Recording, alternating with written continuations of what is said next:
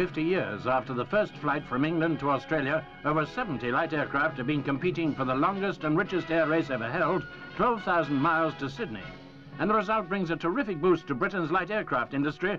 A Britten Norman Islander takes top prize as provisional overall winner. Among Australian entries, Mrs. Margaret Kentley was flying with her son Peter, an airline pilot. Sheila Scott, about to begin her harrowing journey, was to win the ladies' prize, but she failed to beat Jean Batten's solo record. Jean, who was with Sir Francis Chichester at the start, still holds the record she set in 1936.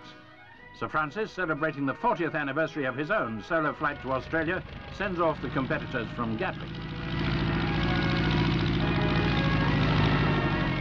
World War I demonstrated not only the destructive capability of aircraft, it increased their potential for peace.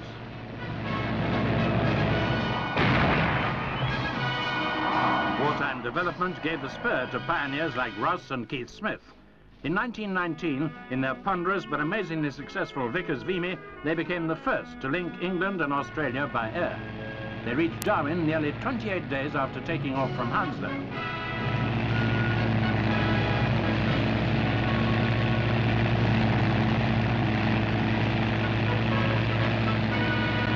In 1934, the most famous air race in the history of aviation established long-distance flights. Scott and Campbell Black were first to Melbourne in their twin-engine Comet.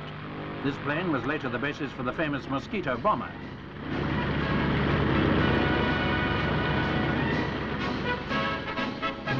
And now, 35 years later, a Piper Comanche, crewed by 2 Australians, is first to reach Adelaide. Bill Campbell and Neville Backhouse made it in 72 hours, just ahead of an Australian Beechcraft Bonanza.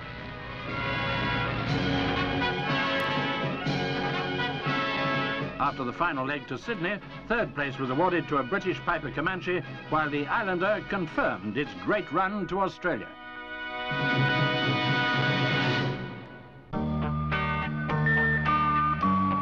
The Sydney to Hobart Ocean Race